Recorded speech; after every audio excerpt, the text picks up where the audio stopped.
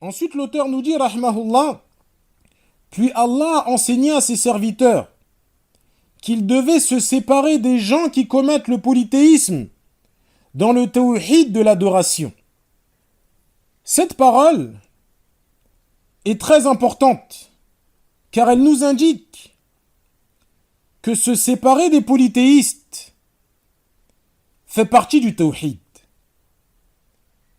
Et l'un des meilleurs moyens de concrétiser cela est d'accomplir la hijra. Car en accomplissant la hijra, le croyant se sépare des polythéistes. Car les terres de mécréance sont les pays où les mécréants sont en masse, là où leurs croyances et leurs idéologies sont propagées. Par conséquent, en restant dans ces pays, on se fait du tort à nous-mêmes et on met notre tawhid en danger.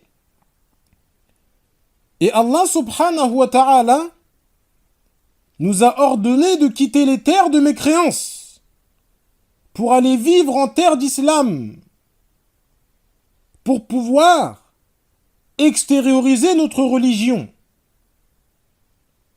Allah subhanahu wa ta'ala dit à ce sujet: Inna alladhina tawaffahumul malaikatu zalimi anfusihim.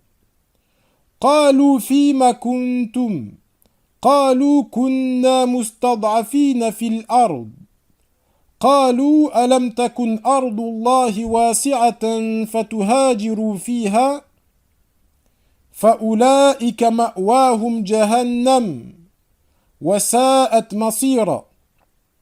Lorsque les anges prennent l'âme de ceux qui se sont fait du tort à eux-mêmes, ils leur demandent: où étiez-vous? Ils répondent: nous étions faibles sur terre. Ce à quoi les anges disent: la terre d'Allah n'était-elle pas assez vaste pour vous permettre d'émigrer? Ceux-là auront pour destination finale l'enfer. Et quelle mauvaise destination! Lorsqu'Allah subhanahu wa ta'ala dit selon le sens ceux qui se sont fait du tort à eux-mêmes, c'est-à-dire qu'ils se sont fait du tort en commettant des péchés.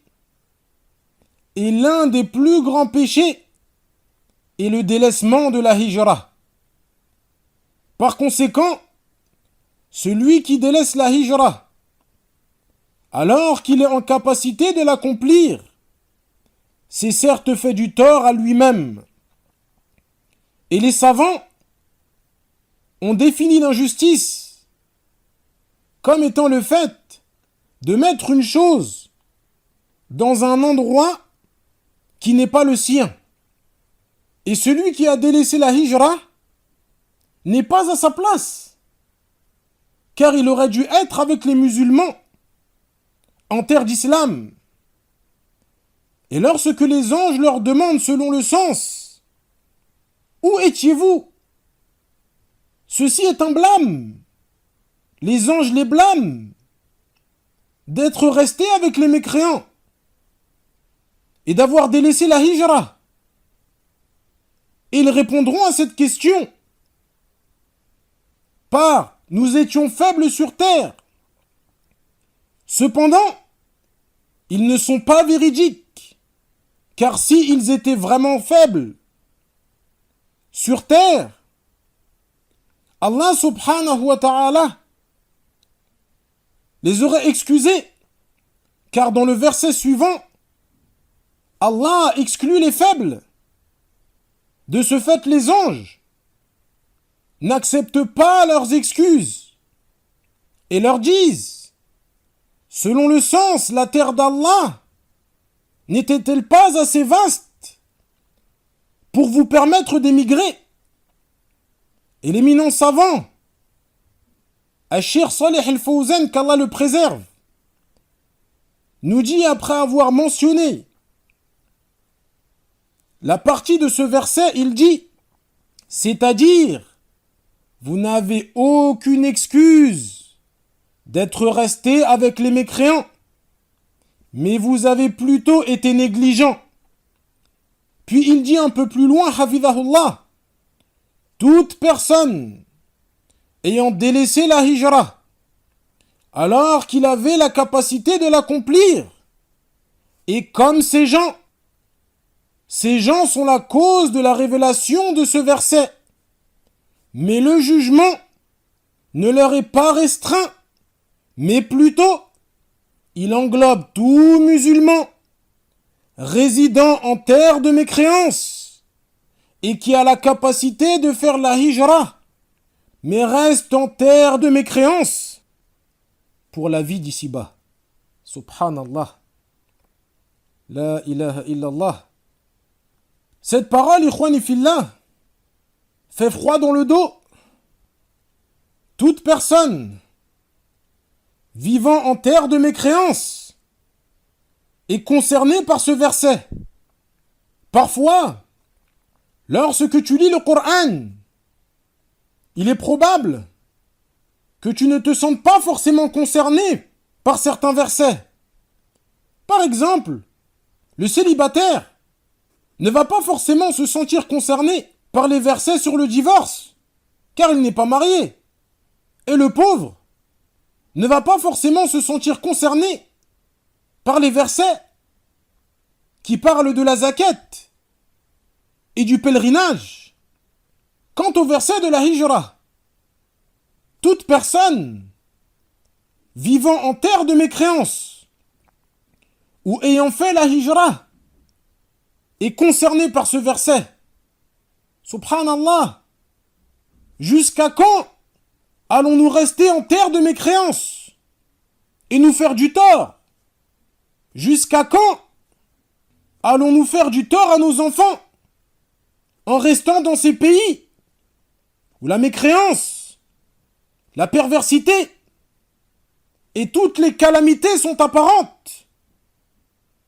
Jusqu'à quand allons-nous nous cacher derrière des excuses qui ne sont pas légiférées pour justifier que nous n'avons pas accompli la hijra? Quand allons-nous nous réveiller et préserver notre religion et celle de nos enfants? La religion est ce qu'on possède de plus cher. S'il n'y a plus de religion, il n'y a plus rien. Pourrait-on mettre en danger nos biens au quotidien? Accepterons-nous cela? Ou bien nous ferions tout pour mettre à l'abri nos biens et ne pas les exposer? Alors que dire de notre religion? Elle est plus en droit d'être préservée. Et pour nous montrer l'importance de la hijra, Allah subhanahu wa ta'ala termina ce verset par citer ce que tout croyant et toute croyante est censé redouter. Il dit azza wa jal, فَأُولَٰئِكَ مَأْوَاهُمْ جَهَنَّمْ وَسَاءَتْ مَصِيرًا. Ceux-là auront pour destination finale l'enfer, ya ibadallah. Et quelle mauvaise destination! Et ceci nous indique l'obligation de la hijra. Car si elle n'aurait pas été obligatoire, Allah subhanahu wa ta'ala n'aurait pas parlé de l'enfer. Car il ne mentionne pas l'enfer. Pour les choses recommandées, l'éminent savant, Cheikh Abdurrahman ibn Sa'di, rahimahullah rahmatan wasi'a, dit dans le tafsir de ce verset est une preuve que la hijra fait partie des plus grandes obligations et que son délaissement fait partie des plus grands péchés. Je répète, il dit rahimahullah, ce verset est une preuve que la hijra fait partie des plus grandes obligations et que son délaissement fait partie des plus grands péchés. Après avoir entendu cela, il se peut que quelqu'un se dise « Je suis d'accord avec tout ça, mais la hijra est difficile. C'est un grand changement et un grand bouleversement dans la vie du musulman. Et s'il est converti, il rajoutera sûrement, surtout que je ne suis pas originaire du pays et que je n'ai pas la résidence, ou encore d'autres paroles similaires. Subhanallah, Allah Azza wa Jal, dans la même page, dans le verset 100, a encouragé ceux qui veulent faire la hijra et a répondu à beaucoup de questions que se posent ceux qui veulent faire la hijra. Il dit Azza wa Jal وَمَنْ يُهَاجِرْ فِي سَبِيلِ اللَّهِ يَجِدْ فِي الْأَرْضِ مُرَاغَمًا كَثِيرًا وَسَعَةً. Quiconque émigre sur le sentier d'Allah trouvera sur terre maintes refuges et abondance de biens. Allahu Akbar. Ceci est la promesse de ton Seigneur. Il n'y a pas plus véridique que lui en parole. De quoi as-tu peur après avoir entendu ce verset? Qu'Allah subhanahu wa ta'ala nous facilite à tous dans ce qu'il aime et agrée. Wallahu ta'ala a'la wa a'lam. إن الذين توفاهم الملائكة ظالمي أنفسهم قالوا فيم كنتم قالوا كنا مستضعفين في الأرض قالوا ألم تكن أرض الله واسعة فتهاجروا فيها فأولئك مأواهم جهنم وساءت مصيرا إلا المستضعفين من الرجال والنساء والولدان لا يستطيعون حيلة ولا يهتدون سبيلا فأولئك عسى الله أن يعفو عنهم وكان الله عفوا غفورا ومن يهاجر في سبيل الله يجد في الأرض مراغما كثيرا وسعة ومن يخرج من بيته مهاجرا إلى الله ورسوله ثم يدركه الموت فقد وقع أجره على الله وكان الله غفورا رحيما